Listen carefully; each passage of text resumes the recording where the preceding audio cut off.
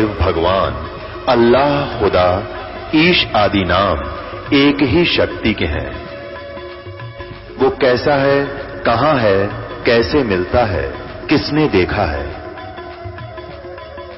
ये प्रश्नवाचक चिन्ह पूर्ण रूप से हटाने के लिए अवश्य सुनिए जगत गुरु तत्वदर्शी संत रामपाल जी महाराज के अमृत वचन, सर्व पवित्र धर्मों के पवित्र शास्त्रों के आधार पर। ये भी गलत हुआ कि कोनो 22 कर, कोई 25 किया, कोई 20 किया, कोई 13 किया, ये भी सिद्ध नहीं हुआ। तो यदि आप इसको सच मानते हैं तो या गलत होगा तो उसको प्रचार नहीं करना था। जैसे सदगुरु रामपाल जी महाराज स्वयं पढ़ता है और भक्तजनों को पढ़ाता है, लेकिन प्रकाश मुनि हजूर साहब कहता है कि हमें वेद का पढ़ने का कोई आवश्यकता नहीं है, इसीलिए आप भटक्का खा चुके हैं। तो मैं सर्व संत समाज, पूरे जितने भी संत समाज है, हर धर्म का संत समाज से मैं यही सनम्र दोनों हाथ जोड़कर बद विनती करता हूँ कि आप कम से कम सदगुरु रामपाल जी महाराज का साधना चैनल पे जो 7:45 पे आता है, उसको धीरे धीरे लेकर, टाइम लेकर अवश्य सुनो। और उसके सुनने के बाद यहाँ सदगुरु रामपाल जी महाराज का आश्रम हरियाणा के अंदर जिला हिसार ग्राम बलवाला के पास है, वहां आकर आइए। अपना सद्भक्ति और परमात्मा को पाना चाहते हैं तो उसके बताए हुए नियम का पालन करते हुए और नाम दीक्षा लेकर पुनः परमात्मा के लिए जन्म जन्मांतर के लिए मोक्ष प्राप्त करिए। धन्यवाद आपका, बहुत बहुत धन्यवाद। नमस्कार सर। सर साहिब जी। क्या शुभ नाम है जी आप जी का? सर मेरा नाम रमेश दास है। सर ये कहाँ से आए हैं? सर यमुनानगर से आए हैं। सर परम संत सतगुरु रामपाल जी महाराज से नाम उपदेश लेने से पहले आप कौन सी भक्ति करते थे? सतगुरु रामपाल जी महाराज से उपदेश लेने से पहले ब्रह्मा, विष्णु, महेश, दुर्गा, गणेश और गुग्गा जी, मतलब जितने भी देवी देवता थे सभी की पूजा करते थे जी। तो उन सबसे क्या आपको लाभ मिलता था? उनसे मेरे को कोई लाभ नहीं मिला जी, बाकी नुकसान हुआ मेरे को उनसे। मतलब वो गुरुजी भी बनाए हुए थे पहले, जो गुरुजी थे वो बागड़ मतलब जाते थे, गुग्गा मेडी जो पूजते थे, तो वहाँ पर मतलब छोटी उम्र से लग गया था। उसने मेरे को चेला नहीं बनाया अपना, तो मैं मतलब 5-6 साल चला वहाँ गुरु दक्षिणा लेके, तो उसने मेरे से गुरु दक्षिणा नहीं ली। तो मैं काफ़ी मतलब आराधना करी मैंने वहाँ, तन मन धन से सेवा करी, खेतों में भी मतलब वहीं सारा दिन, मतलब सवेरे जाना शाम को अपने घर आना, सारा दिन वहीं व्यतीत हो जाता था। संगत की सेवा करते थे, चाय पानी रोटी पानी सारी मतलब जितनी। सर परम संत सतगुरु रामपाल जी महाराज की शरण में कैसे आए? बड़े भाई ने और जो मेरी छोटी सिस्टर है वो प्रोग्राम देखते थे टीवी पे, तो उन्होंने मतलब यहाँ से नाम ले लिया। टीवी पे प्रोग्राम देखने से तो उन्होंने यहाँ से नाम ले लिया। उसके बाद उन्होंने मतलब मेरे को भी काफ़ी कहा आप भी वहाँ से नाम ले लो और वहाँ से छोड़ दो आप, जबकि मेरी आस्था थी वहाँ बनी, मेरी आस्था थी वहाँ जुड़ी, क्योंकि मैं उसको गुरु मानता था। और मतलब ये तो संत ऐसे ही होते हैं, इनको मैं मतलब जैसे सच्चा सौदा हो गया, राधा स्वामी हो गए, इनको ऐसे वैसे मानता था मैं। तो क्या हुआ, एक दिन मतलब जैसे संत की फ़ोटो लगी घर में, जैसे प्रणाम स्थल पर फ़ोटो लगी है, तो ये तो हमारे घर भी लगी है, तो मैंने भी एक दिन ऐसे प्रणाम कर लिया, महाराज कल्याण करियो। तो गुरुजी ने मेरे को उसी दिन रात को दर्शन दिए। नामदान स्थल पे जो फोटो लगी है, सिर पे टोपी है, वो पहन रखा है गुरुजी ने, तो मेरे को दर्शन दिए तो मैं समझ गया। फिर मैंने किताब पढ़ी ज्ञान गंगा, और ज्ञान गंगा किताब पढ़ने से मेरे को ज्ञान हुआ, और इतना ज्ञान हुआ कि परमात्मा ने मेरे को अपने आप ही खींच लिया। और जब मैं यहाँ नाम दाम लेने आया उस दिन, मतलब जैसे जगराते करते हैं गुग्गा जी के, तो देहरादून में प्रोग्राम था, तो मैं प्रोग्राम छोड़ के आया था जी वहाँ। मतलब भवन सिंगारना, फूल माला लगाना, जोत जगाना, सारा काम करते थे जी। तो मतलब वहाँ का प्रोग्राम छोड़ के तब यहाँ आया था मैं। परमात्मा पे इतनी आस्था बन गई थी। और जो गुरुजी थे जहाँ पहले मेरे, तो वो ये कहते थे कि मतलब जैसे सवारी लेते हैं, बाग डाले खेलते हैं, कि मैं कलयुग का कलाधारी पीर हूँ और मैं अपने जामे को आप खा लेता हूँ। तो इसका मतलब ये काल हुआ। और मतलब जैसे वे व्रत रखते थे, मैं बीड़ी सिगरेट पीते थे, दारू भी पीते थे। तो एक शिष्य ने उनसे सवाल किया गुरुजी से कि गुरुजी आप बीड़ी सिगरेट पी रहे व्रत में, कि बच्चा ये हमारे को मतलब जो हमारी दुर्गा माता है, शक्ति है, उससे हमने कह के मांगी है, बख्शीश करी है, तो उसने हमारे को मतलब छूट दी है। तो फिर मैंने जो यहाँ से नाम दाम लिया और भक्ति बोध पुस्तक पढ़ी, उसमें देखा कि कंठ कमल में बसे अविद्या ज्ञान ध्यान बुद्धि नाश ही। तो इसका मतलब ये जो दुर्गा है ये विद्या नहीं है, तो अविद्या है। तो उस मतलब जैसे वो मतलब उनका अंत भी बहुत ही माड़ा हुआ। वो अपने शरीर को पाड़े, कांध में सिर मारे, क्यों मैंने तो आंखों से देखा उनको, इतना अंत उनका माड़ा हुआ। तो मतलब जैसे उन्होंने शरीर त्याग दिया, चले गए वो। तो उसके बाद एक शिष्य को मिले जो मतलब उनके पास गड्डी चलाता था, उनके साथ रहता था, उसके साथ दारू भी पी, ड्रिंक भी करी, तो उसको क्या कहते हैं कि 16 साल 4 महीने पहले एडवांस में मौत को प्राप्त हो गया मैं, 16 साल 4 महीने पहले। तो वहाँ से भी मेरा थोड़ा दिमाग पलट गया कि मतलब जो हमारे गुरुजी वो खेलते कहते हैं कि मैं अकाल मृत्यु नहीं होने देने का। अकाल मृत्यु उसको कहते हैं कि जैसे 100 साल की एज है हमारी और उससे पहले हम मर गए।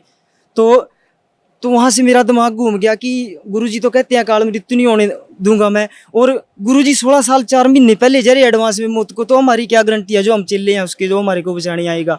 तो परमात्मा ने यहाँ जोड़ दिया मेरे को, और मैं परमात्मा का धन्यवाद करना चाहूँगा कि परमात्मा ने अपने चरणों में जोड़ा जी मेरे। सर, परम संत सतगुरु रामपाल जी महाराज से नाम उपदेश लेने के बाद आपको क्या लाभ मिला? लाभ तो देखो जी, मेरे को बहुत लाभ मिले, इतने लाभ मिले कि मेरे को ना शारीरिक पीड़ा इतनी थी, सारे शरीर में पेन रहता था मेरे, और एक बीमारी खत्म नहीं होती थी, दूसरी बीमारी का ट्रीटमेंट शुरू हो गया, दूसरी खत्म नहीं हुई, तीसरी शुरू होगी। तो यहाँ फर्स्ट नाम लेने के बाद ही मेरे को इतना आराम मिला कि आज मतलब मेरे को दवाई भी खाने की जरूरत नहीं है।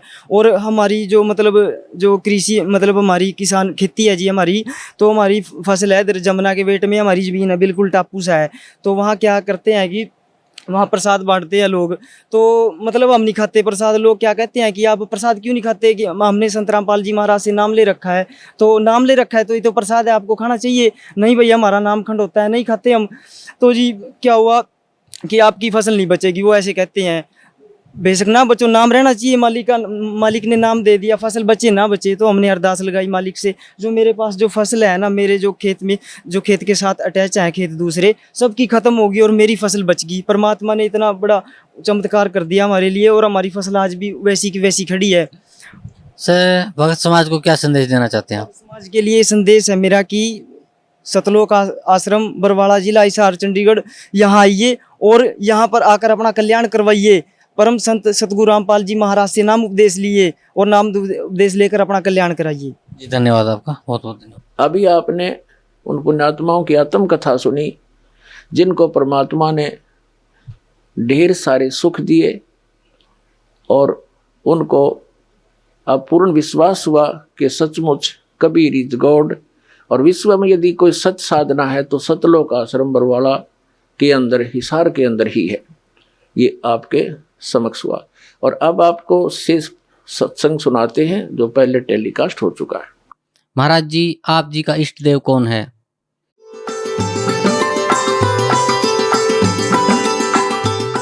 मुझ दास का जो इष्ट है, इष्ट देव है, वो परम अक्षर ब्रह्म है, जिसके पर्यायवाची शब्द परमेश्वर, सत्पुरुष, अकाल मूर्त, शब्द स्वरूपी राम आदि उसी परम अक्षर ब्रह्म के उपमात्मक नाम हैं। उनका वास्तविक नाम कबीर देव है, कबीर साहब है, अल्लाहु अकबर है। इसी परमेश्वर ने सर्व ब्रह्मांडों की उत्पत्ति की, सभी प्राणियों की। ये सर्व उत्पादक प्रभु है। सर्व उत्पादक का अर्थ होता है जिसने सभी आत्माओं का भी, वो जनक है, सभी आत्माओं की उत्पत्ति उसी ने की, सभी ब्रह्मांडों की उत्पत्ति उसी ने की, और 5 तत्वों तथा 3 गुणों की उत्पत्ति भी उसी परमेश्वर परम अक्षर ब्रह्म ने की, कबीर देव ने की। और वही परमात्मा, वही परम अक्षर ब्रह्म, जिसे हम संत भाषा में सत्य पुरुष कहते हैं, वो भारतवर्ष की इस पावन धरती पर सन 1398 संवत 1455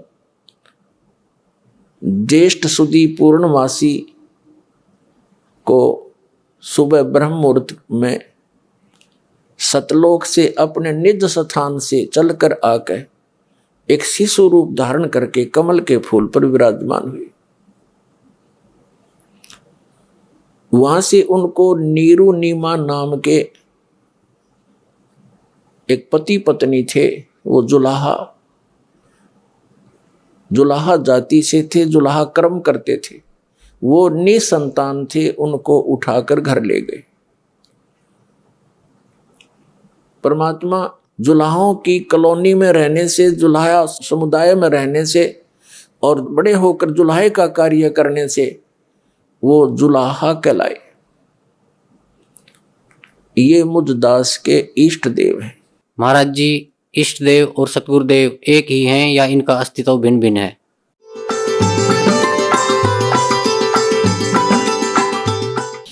इष्ट देव पूज्य परमात्मा होते हैं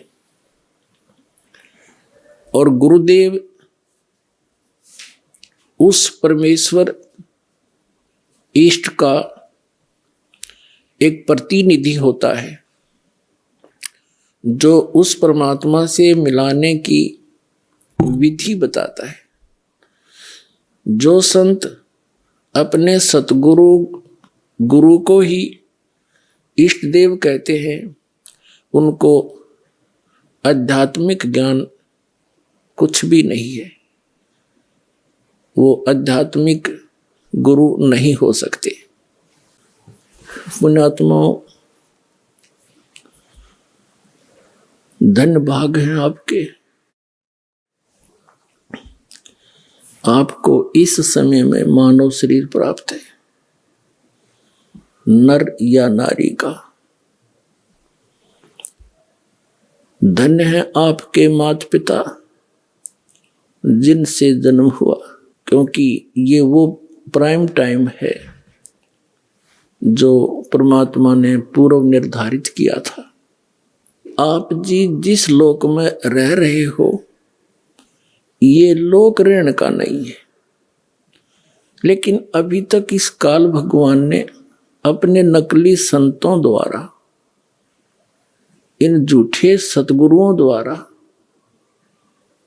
आप जी को भ्रमित करवा रखा था।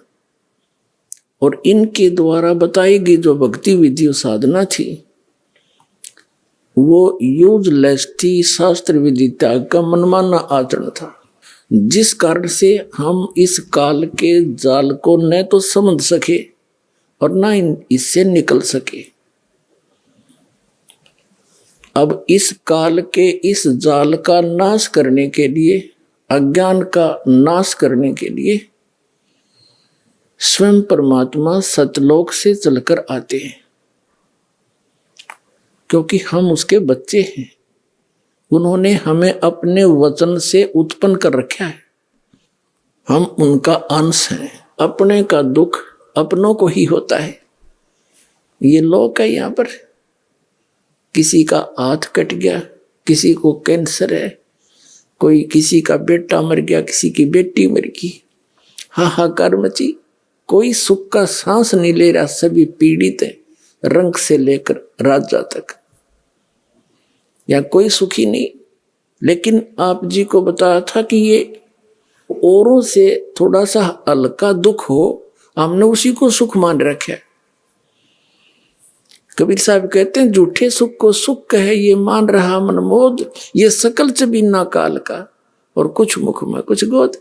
इस काल भगवान के इस जाल को समझाने के लिए स्वयं परमेश्वर को आना पड़ता है, अन्यथा ये किसी भी जीव को रास्ता नहीं देता, सबको मिसगाइड कर देता है। जैसे बड़े बड़े महापुरुष जितने भी ये गुरु पद पर विराजमान पहले हुए हैं या जो वर्तमान में हैं, ये परमात्मा की बहुत प्यारी आत्मा है, कबीर भगवान की। वैसे तो सारी उसकी प्यारी आत्मा है, लेकिन ये बहुत ज्यादा भक्ति युक्त थे। ये पूर्व जन्म के पुण्यकर्मी प्राणी थे और काल उन्हीं को सिलेक्ट करता है जिनके पास अच्छी मोटी गठड़ी और धन की, उन्हीं को ठगता है, लूटता है, फिर इनको प्रभु बना देता है। ये फिर साहेब कहने से प्रसन्न होते हैं। जैसे जितने भी ये कबीर पंथ में संत हैं, महंत हैं, इनको साहेब कह दे तो ये फूल जा, और साहेब ना कहे तो ये मुंह से डाले। साहेब माने भगवान है, ये जीव भगवान बन बैठा, और एक मिनट में मृत्यु हो जा, फिर गधा बने अंडा, वो भगवान, वो साहब है। पीछा छुटवाना चाहिए था, वो बकवास घर कर गई अंदर। तो ये अच्छी आत्मा है, इनके पूर्व जन्म के संस्कार अच्छे हैं। ऐसी पुण्यात्माएं जो किसी भी अक्षेत्र में इनकी रुचि हो जाए उसी में ये बहुत अग्रसर हो जाते हैं। यदि यही संत इस राजनीति के अंदर चले जाते तो वहां भी इनकी ये दशा होती, प्रधानमंत्री पता नहीं कितने कहाँ तक पहुंच जाते। और ये एक दूसरे काम लाग गए, भक्तों का, मनुष्य का जीवन नाश करने का ठेका ले लिया इन्होंने। तो ये पुण्यकर्मी प्राणी हैं और इनके पूर्व जन्म के संस्कार बहुत अच्छे हैं, जिस कारण से ये इतने पाप करते हैं सारा दिन और फिर भी ये ठीक दिखे। इनके पूर्व जन्म की बैटरी चार्ज है और जब यह बैटरी डाउन होगी, क्योंकि चार्जर आगे है नहीं, चार्जर का अर्थ है सत भक्ति शास्त्र अनुकूल साधना, वो कंप्लीट कोर्स पूरे संत से प्राप्त करके साधना भक्ति करे तो उसका फिर से बैटरी चार्ज हो जाती है, अर्थात उसके वो पुण्य स्टार्ट हो जाते हैं संग्रह होने। वो इनके पास है नहीं और जिसका दुष्परिणाम इनको फिर अंत में भोगना पड़ता है। और आप भी बाहर लाद ले जाते हैं जनता को मिसगाइड करने का, परमात्मा के बच्चों को दिशाहीन करके, उनके अनमोल मनुष्य जीवन को नाश करके, और फिर स्वयं ये प्रेत योनि में जाते हैं या कि तक गधे की योनि भोग रहे होते हैं। ये नकली साहब, ये महंत संत और ये जितने आचार्य और शंकराचार्य और मंडलेश्वर है। दास का कहने का तात्पर्य है कि इन संतों ने भी सोचना चाहिए, इन्होंने समझना चाहिए दास क्या कह रहा है। कोई आपका दुश्मन नहीं, आपके हित की बातें कह रहे हैं, प्रमाण दिखा रहा हूं। आप भी उस परमात्मा के बच्चे हो और जिनको आप गुमराह किए बैठे वो भी परमात्मा के बच्चे हैं। आप दूने दोषी हो रहे हो मिसगाइड करके उस भगवान के बच्चों को। अगर ये बीच में ये संत महंत ना होते तो पूरा विश्व आ जाता है इस मार्ग को समझकर। जैसे जो ये राधा स्वामी धन धन सतगुरु सच्चा सौदाले और ये जय गुरुदेव और निरंकारी, ये जितने भी और ये अन्य जितने सतपाल जी महाराज और ये बाल योगेश्वर के जिसने प्रेम जी महाराज, ये संत तो है नहीं, क्योंकि संत वही जो आध्यात्मिक ज्ञान से परिचित हो, बाकी उस नाम संत रखे वो अलग बात है। अब इनका जो फंस गए वो क्या करते, जैसे मधु परमहंस और ये जितने भी कबीरपंथी संत महंत, अब जैसे दास इनकी जो अनुभूति है, इन्होंने जो सारे जीवन में जो कुछ भी जाना समझा अनुभव किया वो लिख रखा है। अब इस तरह ये खाक बोलेंगे, इन्होंने जो कुछ कहना सुनना था कह दिया, 10-10, 20-20, 100-100 वर्ष से लग रहे हैं। अब इनके इतिहास दिखा दिए। अब अपने गुरुजी के बारे में जो कुछ भी कोई उस पंथ से संबंधित इस दास के वचन सुनता है तो उनका समाधान वो किससे कराता है? अपने गुरुजी से। अब गुरुजी कैसे स्वीकार करे कि भाई मैंने यू सच्चा है मैं झूठा हूं? क्यों? उसके आगे उसके सामने अहम अट जाएगा, ईगो है उसके अंदर। और यह ईगो इस जीव की सबसे बड़ी दुश्मन है। कबीर साहब कहते हैं राज तजना सहज है और सहज त्रिया का ने मान बढ़ाई ईर्षा दुर्लभ तजनाइए। अरे इनके तजे बिना भगवान नहीं मिले। अब ये फिर अपने ही गुरुओं से पूछते हैं तो गुरुजी कह देते नहीं उसको क्या पता। और फिर यहां तक बताते हैं इस जम्मू वाले ने तो अपने उसमें इसका जी जागरण पर आता है प्रोग्राम, उसके नीचे बताते हैं ये लिखवा दिया कि मन ने कोई आत्मिक ज्ञान चर्चा नहीं करी। अरे यू बोलने लग रहा दे चौड़े में झूठ बोल रहा है। स्वामी जी हमारे शरीर में कुछ कमलों का विवरण आता है, हाँ। ये कहाँ कहाँ है? सबसे पहले मूलाधार चक्र पर 4 चतुर्दल कमल हैं, जहाँ गणेश जी का वास है, सिद्धिदायक है, वहीं से पूरे कार्य संचालित होते हैं। जो भी शक्तियाँ गुदान से ही प्रारंभ होती हैं। शिश्न इंद्री पर खट्टदल कमल है जहाँ ब्रह्मा जी का वास है और यहीं से सृष्टि होती है, वो रचयिता है। और इसको स्वादिष्टान चक्र भी कहते हैं। मणिपूरक चक्र नाभि में जहाँ विष्णु जी का वास है, अष्टदल कमल कहलाता है, यहीं से संचाल पालन करता। पेट ही हमारे पूरे जिस्म का पालन कर रहा है। और हृदय में चौथा चक्र है अनहद चक्र, जहाँ शिव का वास है, अहंकार के देवता है, जो अनुभूति हो रही मैं हूँ, ये वहाँ से ही ताकत चलती है। पांचवां विशुद्ध चक्र कंठ में, जहाँ आदि शक्ति है, जितने भी स्वर हैं वो कंठ से ही निकलते हैं, यहीं पर ही वो बनते हैं। और छठा आज्ञा चक्र, जहाँ आत्मा का वास है, यहीं पर ही आत्मा बैठ करके पूरे शरीर का संचालन करती है। सातवां सहस्त्रसार है, जहाँ पर मन और निरंजन का वास है। वेद यहाँ तक बोल रहे हैं और योगेश्वर यहाँ तक बोल रहे हैं। कबीर साहब ने आठवें चक्र की भी बात कही, सूरत कमल सद्गुरु को वासा। तो संतत्व का आठवां चक्र शीश से सवार हाथ ऊपर बोला गया। आठवें चक्र की बात संतत्व की धारा बोले। आठवां चक्र कहाँ होता है महाराज? शीश से सवा हाथ ऊपर इसको बोला। अधर आसन किया, आगम प्याला पिया। कबीर साहब की वाणी में देखते हैं तो सूरत कमल सद्गुरु को वासा, इसको सूरत कमल भी कहते हैं, अष्टम चक्र भी कहते हैं। सिर से सवा हाथ ऊपर शून्य। अब फेल हो गया यूं कि आठवां कमल है। अरे परमात्मा की वाणी में लिखा हो तो नौवें कमल में पूर्ण ब्रह्म भाई।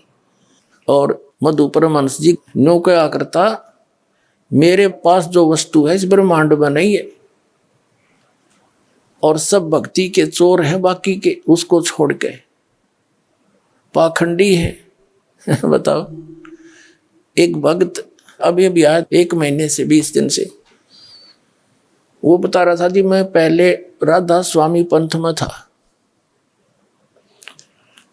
ठाकुर जी महाराज का सीधा चेला था, मैं परिचर था, यानी वक्ता था, उनका सत्संग किया करता था, आदेश दे रखा था मेरे को। और मेरे को ये भी आदेश था, दीक्षा भी दिया करता, मैं नाम देता था। गुरु जी तो थे ठाकुर जी और नाम दिया करता वो भगत जी। बताओ कोई बात हुई? ऐसे ही ये दो सतपाल जी महाराज हैं और ये इनके भाई जो बाल योगेश्वर के, जिसने प्रेम रावत अमेरिका रहता है, ये भी ऐसे ही करते हैं। और भी कई ऐसे प्रोसीजर अपना रखा है। नाम तो देगा एक संत बना रखे न, वो संत जी, और गुरु जी होगा सतपाल जी और ठाकुर जी। वाह रे शेरो, बता फेरे तले होगी राम सिंह तो और पति होगा श्याम सिंह। कोई बात हो इनकी। तो पुण्यात्मा ये सारा ही ऊट पटांग हो रहा था। इस दास पर दया करी दाता ने। ठीक है, संघर्ष तो करना पड़ा, जेल तक जाना पड़ा। इन अज्ञानियों ने दुनिया को भ्रमित करके रामपाल गुंडा है बुंडा है, न्योना बताया 1 नंबर का आदमी है। ये पता लग जाएगा, ये पता लग जाएगा संसार को।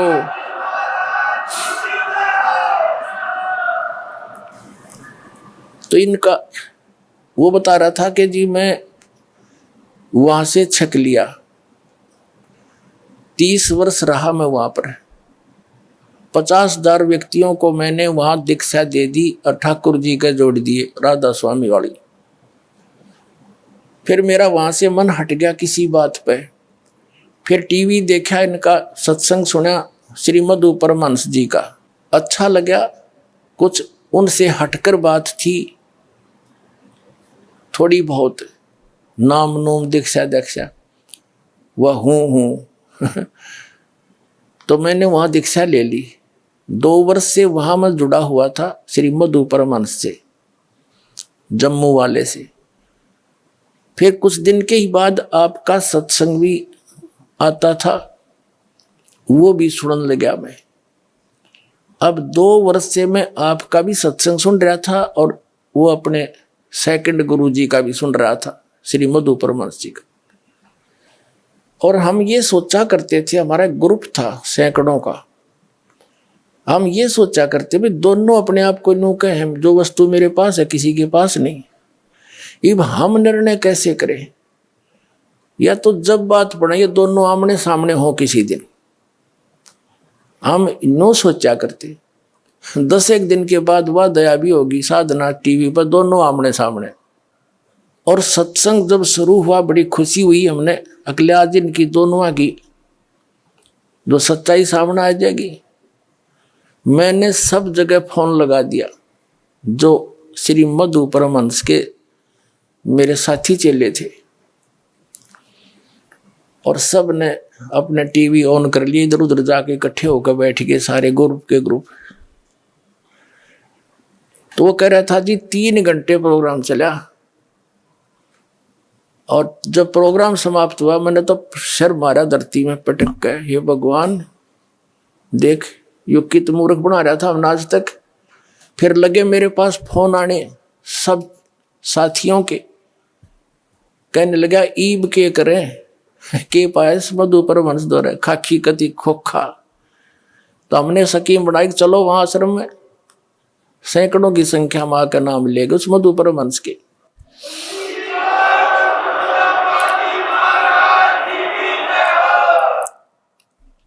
अब वो क्या कहता है कि मैंने आध्यात्मिक ज्ञान चर्चा करी है को नहीं। टीवी पे अब सत्संग आता है इसका जी जागरण पे, उस पे एक नीचे हेडिंग लिखने लग रहा है, देख ये कौन है शैतानी ताकत जो इस ब्रह्मांड पर राज करती है? मन। साहिब वाणी में कह रहे हैं मन ही आहे काल कराला, जीव नचाए करे बेहाला, जीव के संग मन काल रहाई, अज्ञानी नर जानत नहीं। इसका मतलब है कि हम सब के अंदर यथार्थ में एक ऐसी ताकत काम कर रही है जिसका पूरा हुक्म आत्मदेव को मान। देख ये संत है, यानी आर को स्वीकार ना करके बकवादों में बढ़ गए। जैसे दो सही पहलवान हो और दोनों कुश्ती करते हैं और एक तो हारे जीते गए, एक ने दूसरे को हरा दिया, तो दोनों गले से मिलते हैं और हाथ मिलाते हैं और खुश होकर अपनी हार स्वीकार करता कि मैं हार गया, यू जीत गया। भाई सरेआम कहते हैं वो है महान आत्मा, ये महान आत्मा है। सरेआम झूठ बोला नो कहते आत्मी ज्ञान चर्चा हमने करी है को नहीं, अरे सामने बोलने लग रहा। जी, अब आप थोड़ा सृष्टि की रचना पर प्रकाश डालें और हमें बताएं इसके बारे में। सृष्टि की रचना के विषय में कबीर साहब का कहना है, शब्द है धरती शब्द आकाश। नानक देव जी भी कह रहे शब्द है शब्द भया प्रकाश, सकल सृष्टि शब्द के पाछे नानक शब्द घटा घटाशे। कबीर साहब ने जब इस सृजन का वृतांत अनुराग सागर वाणी के अंदर भी आता है, उन्होंने किसी मटेरियल को कहीं से लिया नहीं था और शब्द ही के द्वारा अपनी इच्छा शक्ति के द्वारा पूरे ब्रह्मांड की रचना की। इसको विस्तार से देखना है, हमारी वेबसाइट पर हमने सृजन के विषय में डिटेल दी हुई है, ये 2 शब्द में नहीं दी जा सकती। अब आध्यात्मिक ज्ञान चर्चा क्या चीज है? परमात्मा के बारे में आप कहीं बैठकर किसी से चर्चा कर लो, आध्यात्मिक ज्ञान चर्चा है। टीवी वालों ने उससे पूछ लिए जो प्रश्न पूछने थे, उनका उसने जवाब दे दिया। इधर से हमारे पूछ लिए, हमने जवाब दे दिया, दोनों चला दिए। और आध्यात्मिक ज्ञान चर्चा कौन सी हो भाई? अब इसका सिर घूम गया, अब इन्हें ठिकाना नहीं रहेगा इस पृथ्वी पर। देख लेना, या तो इन्होंने स्वीकार करना पड़ेगा और कहना पड़ेगा अपने चेलों को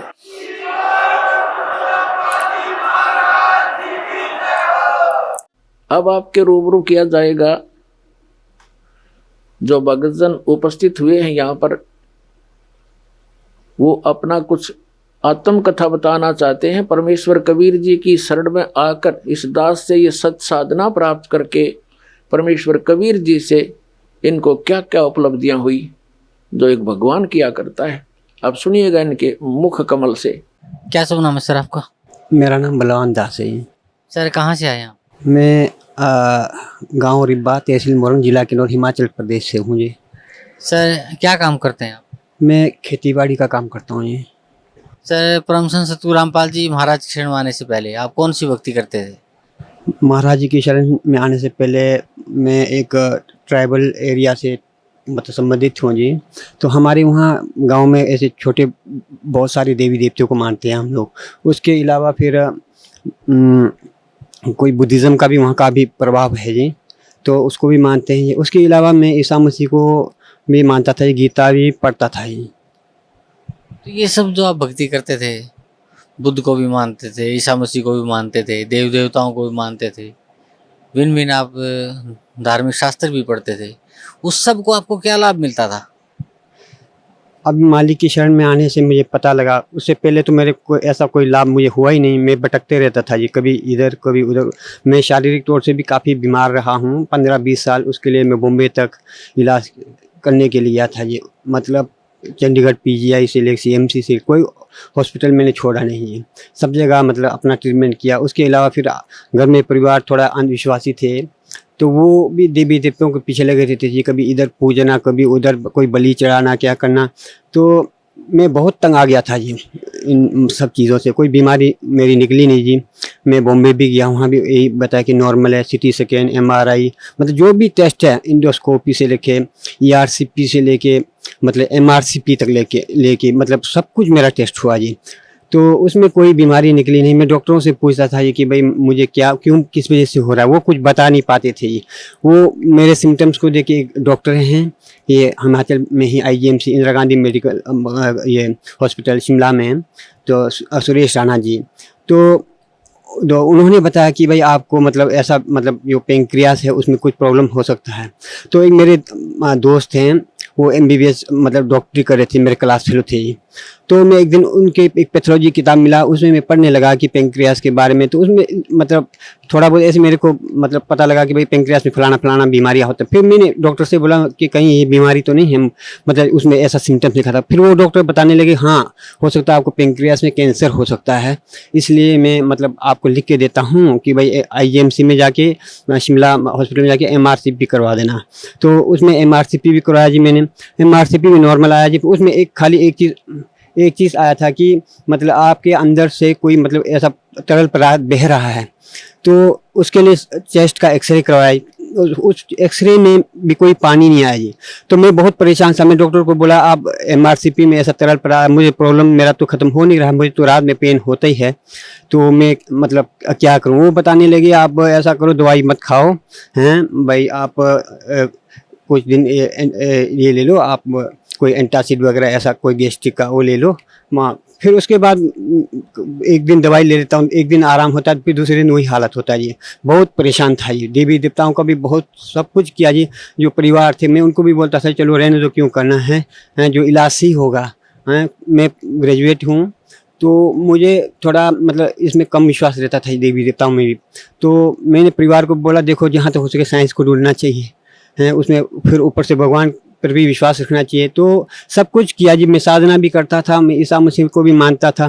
तो कोई भी मतलब कोई सत्संग में लगा देता था TV पे, उस पर कोई गुरु दिखे हैं, अगर कोई ऐसे कोई नाम बता दे तो मैं उसको भी जाप कर लेता था ये हैं। 1-2 महीना ऐसा कर लेता था कि इसे आराम मिले, मैं कोई आराम नहीं मिला। एक बार निर्मल बाबा जी उसमें TV पे वो बता रहे थे, वो बहुत चमत्कार दिखा रहे थे। मतलब ऐसा लग रहा था मुझे कि उनको मतलब देख के कि वो काफ़ी चमत्कारी बाबा हैं। मैंने उसका नंबर लेके फ़ोन किया, उन्होंने फ़ोन पे मेरे को बताया अगर आपने संपर्क करना है तो 10,000 रुपये भेजो हैं। तो मैं तो घर से वैसे ही बहुत ही मतलब फाइनेंशियली मतलब वीक था, मैं ये चीज़ें कर भी नहीं सकता था। शायद पैसे होता तो कर भी लेता, मरता क्या नहीं करता जी। फिर उसके बाद मतलब परेशान सा ऐसा रहता ही था ये घर में, तो सुख कुछ भी नहीं था ये।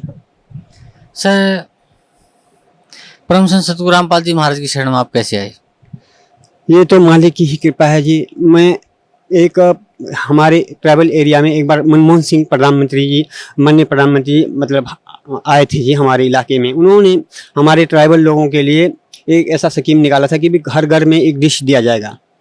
तो ऐलान करके चले गए। बाद में वो 1-1.5 साल के बाद वो डिश आया, पता नहीं कुछ उसमें गफला हुआ क्या हुआ मुझे मालूम नहीं। तो गांव में कम डिश आ गई जी, जितने परिवार को मिलना चाहिए उससे कम आए।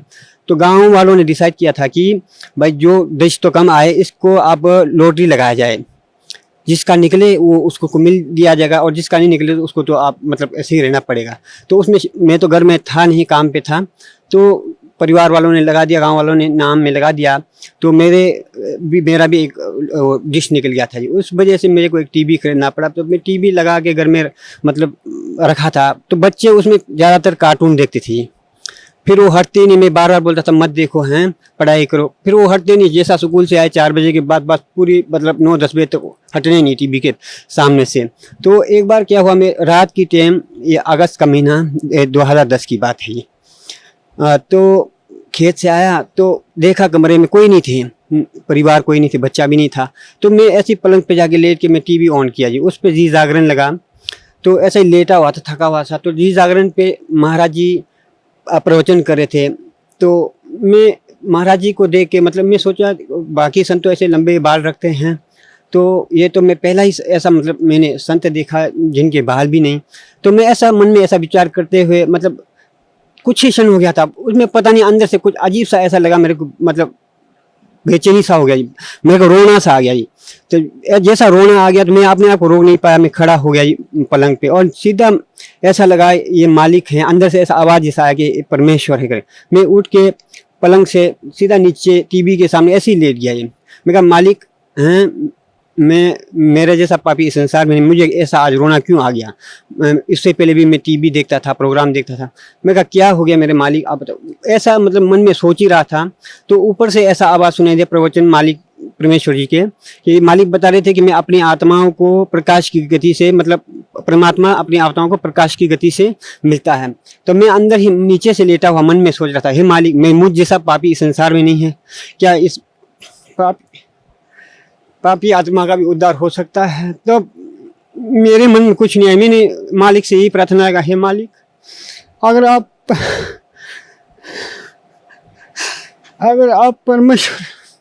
परमेश्वर हैं तो मालिक, क्योंकि मैं भगवान को कभी मैंने देखा नहीं, ग्रंथ पढ़ता था, बाइबल में नहीं पढ़ा, बाइबल में लिखा है मालिक गॉड इज लाइट। मैं यही सोचता था कि भगवान प्रकाश है।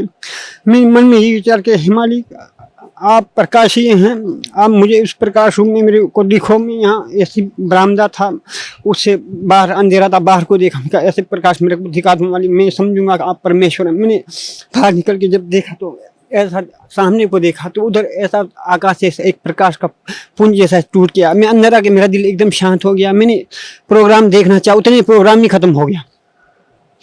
फिर मैंने सोचा ये प्रोग्राम कब शुरू होगा। मैंने अपने मन में ऐसा विचार किया शायद ये 8 बजे से शुरू हुआ होगा।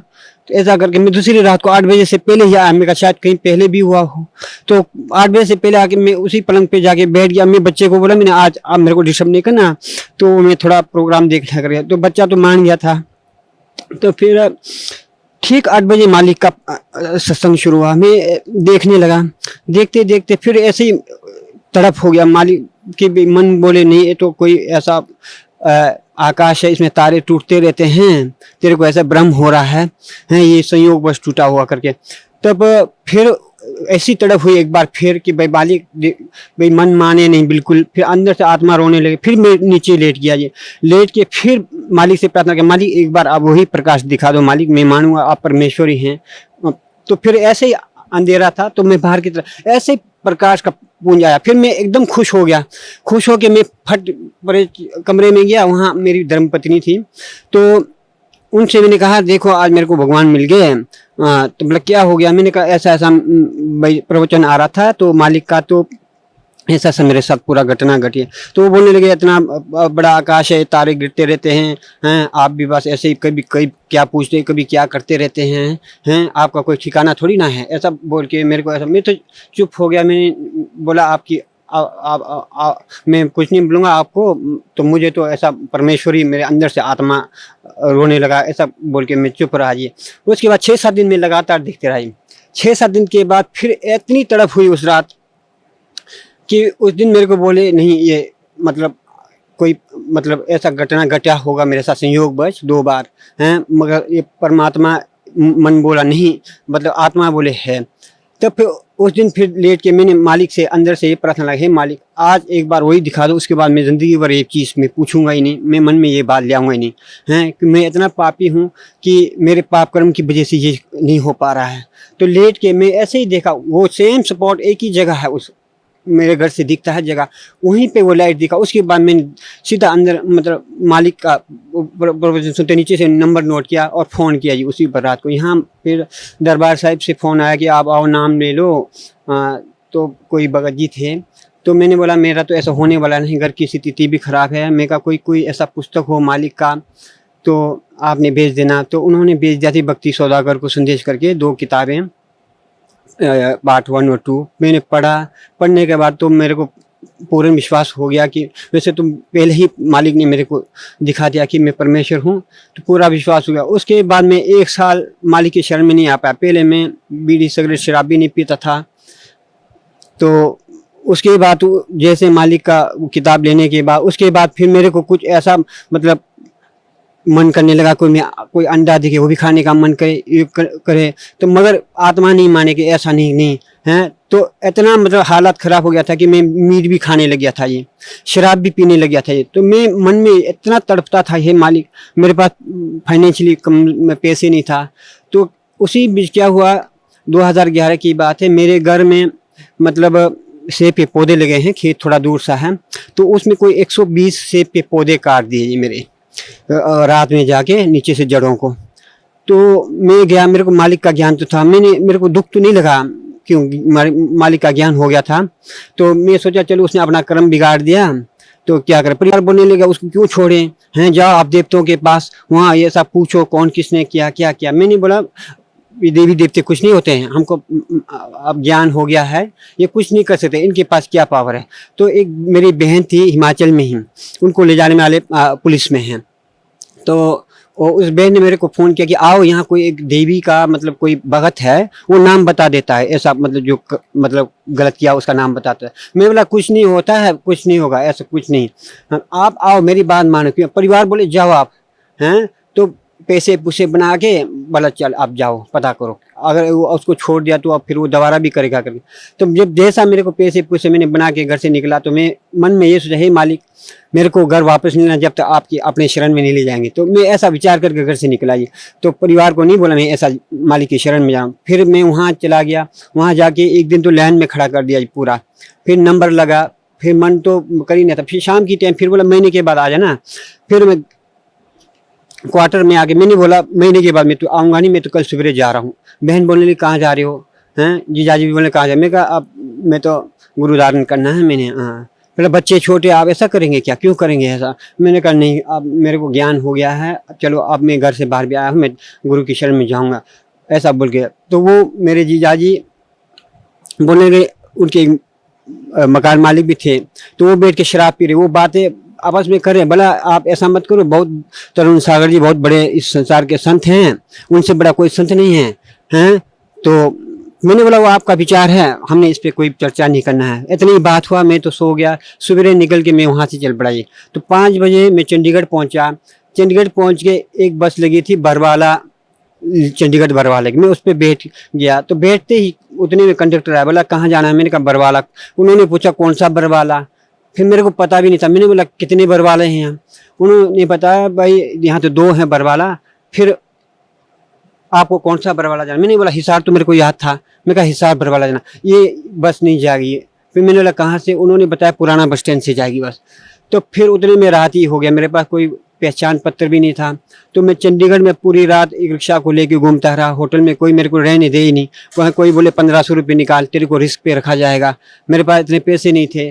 तो फिर रात के 10 बजे फिर एक मेरी बहन है पिंजौर में, तो उसको घर में मैंने फ़ोन किया था पत्नी को, मैं कहा मैं तो ऐसा सब फंस गया, तो आप वहाँ फ़ोन कर दो हैं, फिर संपर्क हो जाएगा। फिर वहाँ से फ़ोन करके मैं रात को 11 बजे वहाँ पहुँचे। फिर दूसरे दिन सुबह टाइम से निकल के 4 बजे हम मालिक के दरबार में आके नाम लिया, तो मालिक के दर्शन किए 4 बजे। तो सर परम संत सतगुरु रामपाल जी महाराज से नाम उपदेश लेने के बाद आपको क्या लाभ मिला?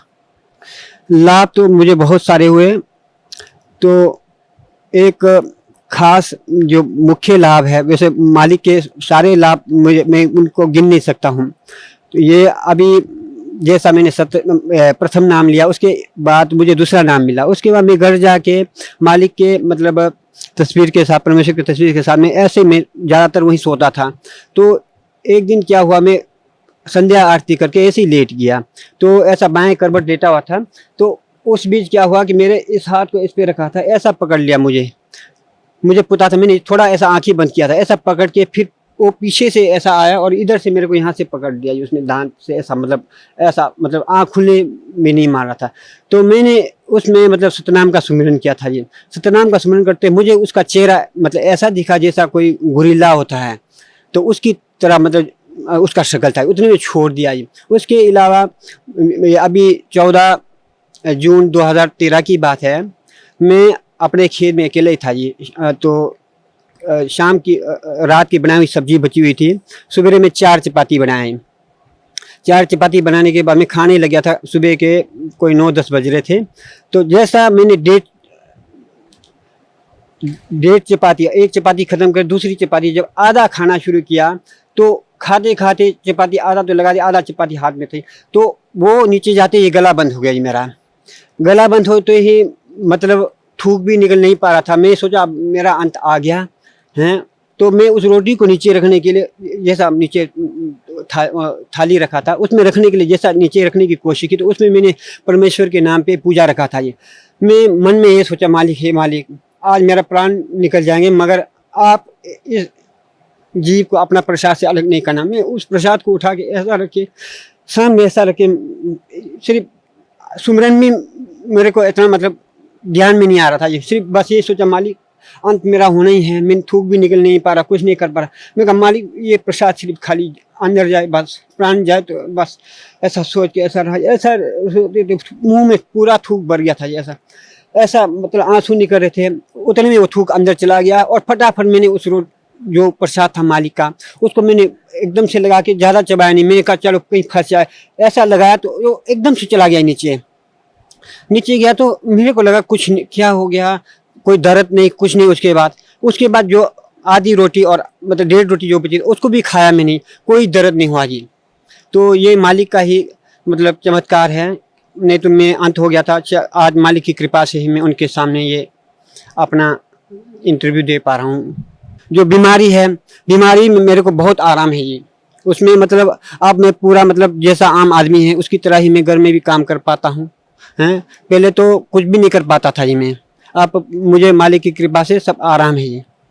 सर, भक्त समाज को क्या संदेश देना चाहते हैं आप? मेरी भक्त समाज से प्रार्थना है, आज सभी लोग पढ़े लिखे हैं। पढ़ा लिखा होने का तभी फायदा है जब आप को ये पता लगे कि आप क्या चीज़ ले रहे हैं। मैं सच बताता हूँ, हम जब तक मालिक के शरण में नहीं आते हैं बिल्कुल अंधे के समान हैं। हमारा ना कोई बुद्धि है, कुछ भी नहीं है। हम एक साधारण जीव से बिल्कुल नादान जीव की तरह हैं। चाहे आप कितने पढ़े लिखे हो, PhD हो, MPhil हो, कुछ भी हो, आपको ये मालूम नहीं कि आप क्या खा रहे हैं। आप मालिक की शरण में आने से पता लगता है कि हम क्या खा रहे थे हैं। आज इस दास को, इस कुत्ते को मालिक ने वो आंखें दी। आज इस आंखों से मैं देखता हूँ कि संसार क्या चीज़ ले रहा है और मालिक ने हमको क्या चीज़ दिया है। मैं भक्त समाज से प्रार्थना करता हूँ कि वो अपने मान बढ़े, अपने शिक्षा को छोड़ दे। शिक्षा का कोई औचित्य नहीं है जब तक आप उसका मालिक के शरण में आके मालिक से आंख लेके उसको नहीं देख पाएंगे, तब तक आप विष खा रहे हैं। आप उस शिक्षा का पूर्ण फायदा नहीं ले सकते हैं। फायदा तभी होगा आप सतलोक आश्रम बरवाला में आके, जो पूर्ण अवतार परमेश्वर पूर्ण ब्रह्म के रूप में सतगुरु रामपाल जी महाराज जी आए हैं, उनसे अपना नाम लेके उनका ज्ञान सुन के अपने उस शिक्षा को सफल करें और देखें कि तभी पता चलेगा कि आप क्या ले रहे थे हैं। तब तक जीव को कोई पता नहीं चलता है। मैं कुत्ता हूँ, इस कुत्ते को आप ऐसा सोचना कि ये क्यों भौंक रहा है। एक कुत्ता जानकर मेरी बात को आपने ध्यान में रखना कि भाई आप यहाँ आके नाम लें, आपको अपने आप पता चलेगा कि आप क्या ले रहे थे। जी धन्यवाद आपका, बहुत बहुत धन्यवाद। अभी आपने उन पुण्यात्माओं की आत्म कथा सुनी जिनको परमात्मा ने ढेर सारे सुख दिए और उनको अब पूर्ण विश्वास हुआ कि सचमुच कबीर इज गॉड। और विश्व में यदि कोई सच साधना है तो सतलोक आश्रम बरवाला के अंदर, हिसार के अंदर ही है। ये आपके समक्ष हुआ। और अब आपको शेष सत्संग सुनाते हैं जो पहले टेलीकास्ट हो चुका है। एक व्यक्ति कह रहा था, नाम ले लिया उसने यहाँ करके, श्री मधु परमहंस जी का चेला था। वो बोला जी मैंने उनसे फोन पर बात करी उसी दौरान कि महाराज जी से बात कराओ। पहले बात करते थे, फिर बात करनी बंद कर दी। चेला ने उठाया फोन तो वो कहने लगे कि अभी यू के पाया 4-5 साल मेरे खो दिए तुमने। अरे ये मधु परमहंस झूठ बोला इंद्री, कोई तो प्रमाण दिखा दो ताकि हमारा दिल डटे, हमें कोई शांति दो। ये श्री मधु परमहंस जी 8 कमल बतावे और संत रामपाल ने ये 9वां कमल कबीर सागर में दिखाई दिया। स्वामी जी 8वां कमल कहाँ है? शीश से सवा हाथ ऊपर इसको बोला, अधर आसन किया, आगम प्याला पिया। कबीर साहब की वाणी में देखते हैं तो सूरत कमल सदगुरु को वासा, इसको सूरत कमल भी कहते हैं, अष्टम चक्र भी कहते हैं। सिर से सवा हाथ ऊपर। शून्य। अरे यो 8वां कमल बताओ, शर्त ऊपर सवा हाथ है, किसे गए हाथ मार के देख लो, है किते छोटे में झूठ बोलने लग रहा। वो कहाँ 8वां कमल, इसने सपने में भी ना बता है। तेरा गजब फेल हो का प्रमाण है इनका कि फेल हो गए, जब न्यू नाटकीय मैंने कोई बात तय नहीं करी। अरे ये वीडियो बोलने लग रही, और उधर से ये कहते हैं हमारा पहला नियम है सच बोलो, सच आप पे ना बोलता है। अब जैसे राधा स्वामी वालों की दास नवा सारी इतिहास दिखा दी, और परमात्मा जिन महापुरुषों ने भगवान पाया उससे मेल करा दिया, वो फेल कर दिए। ये कबीरपंथी सारे फेल कर दिए। और जितने भी आचार्य शंकराचार्य थे इनके पास कख ज्ञान नहीं था, इनका इतिहास दिखा दिया जनता को, ये सारे फेल हो लिए। इनके पास जवाब नहीं है, तो जनता आज कोई पागल नहीं है।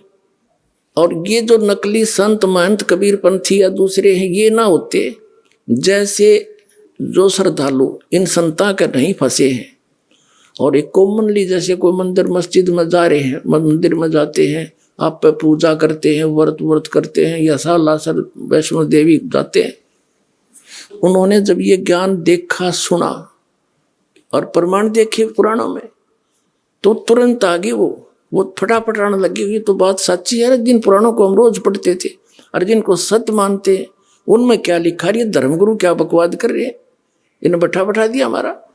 तो वो सिद्ध आगे, और दूसरे अभी अटके बैठे हैं, क्योंकि वो किसने पूछे, अपने गुरुजी थे। गुरुजी तक जिसकी नहीं पहुंचे तो अपने उस आसपास के भगत भाइयों से। वो भगत भाई वो बांग पी रहे हैं जो उनके गुरुजी ने प्यार रखी है, तो वो इसलिए अभी वो ज्यादा बाधा बन रही है। कुछ दिन और लगेगा, इनकी जड़ निश्चित कति करें की तरह काट के धर दूंगा, और फिर आप आ जाएंगे बाज गए। अब जैसे कोई बड़ा पेड़ होना है और वो टूट के भी गिर जा जड़ समेत, तो महीना 20 दिन तो उसमें फिर भी हरे पत्ते रह जाया करें, पर वो दिया कंडे मो, तो ये सारे से कर दिए, थोड़े दिन में सारे सूख जाएंगे और भगतात्मा जान जाएंगे। खकता इनके पास, इतना अनमोल जीवन नाश कर दिया, 3-3 4-4 पीढ़ी डबो इन राधा स्वामी वालों ने, इन कबीरपंथियों ने। तो पुण्यात्माओं, सत्संग किसे कहते हैं? सत्संग वो है जिसमें केवल सत्य बताई जा, झूठ का समावेश ना हो। और इनके पास सारी झूठ, सतनाम की चीज नहीं इनके पास कोई भी, तो वो सत्संग नहीं है। अब सत्संग का अर्थ है परमात्मा की महिमा, परमात्मा की गुण बताई जा, कि परमात्मा कैसा है, कौन है, कहाँ रहता है, और परमात्मा की हम खोज कर क्यों रहे हैं, उससे हमें लाभ क्या होगा, ये सारा ज्ञान। और फिर वो भगवान प्राप्ति कैसे होगी, तो ये सब मिलाकर सत्संग कहलाता है। अब जैसे अब दास जो सत्संग जिस उद्देश्य से कर रहा है, इस दास का उद्देश्य है कि आप जी को जहां जहां आप लगे हुए हो और उस संत या महंत या पंथ को और उस ज्ञान को सत्य मानकर पहले उन्हीं से परिचित कराऊं कि कौड़ी को आप लाल लिए फिर रहे हो, और ये सब प्रमाण रह कर देने का दास का उद्देश्य है कि आपको इतना ट्रेंड कर दूं कि आप स्वयं परख लो और नकलियों ने छोड़ दो। तो पुण्यात्माओं, दास आपको वो पारखी बनाना चाहता है। इन नकलियों ने सब न छोड़ के और लाल ग्रहण कर ले, आके अपना कल्याण कराओ, धनी हो भक्ति का, आपका मोक्ष आपके परिवार का मोक्ष होगा। और एक बार ये सभी, ये जितने भी नकली पंथ हैं ये खत्म तो होंगे, क्योंकि परमात्मा का वचन है कबीर साहब का। अभी घना टाइम ना लग गया इसमें, आते इतना इंटेलिजेंट मानव है, इंटरनेट तक बना लिए, सैटेलाइट ला बैठे, जो बिना करण का काम था उसमें लाग गए, परमाणु बना लिए, और ऊपर अंडे गिरा धक्के खाते बताओ खा की खो क्या के है बता। ये अपना जो पीछा छुटाना है या भक्ति करके चलेंगे सतलोक में, ये बनावांगे असली ये विज्ञान है जो तत्व ज्ञान, इसको समझेंगे इस तरफ सब डाइवर्ट होंगे वे एकदम। आत्मा भटक रही है उसके लिए और वो भटक रहा हमारे लिए। कबीर साहब कहते हैं मैं रोवत हूँ सृष्टि को और सृष्टि रोवे मोहे। कहे कबीर इस वियोग को समझ नहीं सकता कोई। हम तो उस भगवान को ढूंढ रहे हैं, हमें सुख हो, हमारे घर में बचाव हो, बाल बच्चों का बचाव हो और हमें आवश्यक वस्तुएं उपलब्ध हों जिनकी हमें रिक्वायरमेंट है और मोक्ष हो। फिर हम जाते हैं इधर उधर भटक रहे हैं। तो जिनके पास कख नहीं वहां हम सेट होकर बैठ गए और दास इतने दिन तक शोर मचा रहा है, तुम गलत जा रहे हो, तुम्हारा जीवन नाश हो रहा है। मुझे न कहो तो निंदा करता है, तुमने निंदा की परिभाषा का ना पता। फिर जब यह निंदा है साची कहने की तो यह निंदा तो दास पर छूट रहा को नहीं, पर यह निंदा नहीं है, एक महापरोपकार है। अब मैं कैसे चुप रह सकता हूं? मुझे पता लग गया तुम्हारा जीवन नाश हो रहा है। मनुष्य जीवन को बालकों का खेल है मिलना। अब क्या बताते हैं परमात्मा कि काल ने कहा था कि चौथे युग में जीव आप कितने ले जाना, कल युग में 3 युगों में जीव थोड़े ले जाना। तब धर्मदास जी से बात हुई थी। धर्मदास जी ने कहा था भगवान मेरे तो काल का दूत पैदा हो गया नारायण दास, ये आपने क्लियर कर दिया, तो मेरा तो काल का वंश चल पड़ा। हे परमात्मा अब मैं तो मर गया, कति कलेजा पकड़ कर बैठ जाता, क्यों वैश था, नरमात्मा का था, अब क्या होगा मेरा। तो भगवान ने कहा था कबीर जी ने, चिंता ना करे, तेरा 42 पीढ़ी तक वंश चलेगा। ने बोला जी इस काल का वंश चलेगा, ये तो ना चल रहा था अच्छा भगवान ने, इस नारायण दास का तो ना चला तो अच्छा, बताइए तो काल का दूत है ये। तो परमात्मा ने कहा ये नहीं, तेरे को एक और अच्छी आत्मा में अपने कोटे तो दूंगा। अब 86 साल की उम्र लिख रखी है उनके इतिहास में। चूड़ामणि जी का जन्म हुआ, धर्मदास जी की 86 वर्ष की उम्र हो रही थी। ये देखिएगा एक पुस्तक है आशीर्वाद शताब्दी ग्रंथ,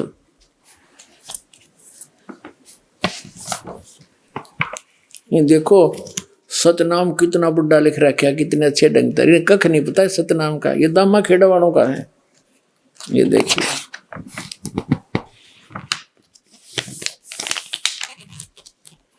ये देखिएगा, ये है ग्रंथ परिचय आशीर्वाद ग्रंथ। ग्रंथ का नाम आशीर्वाद शताब्दी ग्रंथ। संरक्षक पंत श्री हजूर प्रकाश मुनि नाम साहिब, जो वर्तमान में आचार्य कबीर पंथ दामा खेड़ा जिला रायपुर छत्तीसगढ़। प्रकाशक हैं श्री सतगुरु कबीर धर्मदास साहेब वंशावली, प्रतिनिधि सभा कबीर धर्मनगर दामा खेड़ा रायपुर छत्तीसगढ़।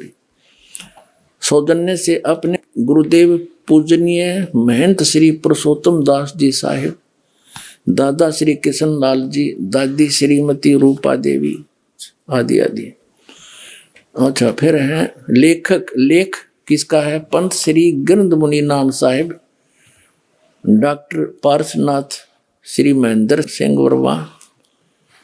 प्रवचन है पंत श्री प्रकाश मुनि साहिब। ये सारा कुछ इनका लिख रखा है। मुद्रक है विजय लक्ष्मी ऑफसेट नागपुर दूरभाष, इतने इतने। और ये है वर्तमान में दामा खेड़ा के अंदर प्रकाश मुनि नाम के कबीर धर्मनगर दामा खेड़ा शताब्दी वर्ष पर शुभकामनाएं।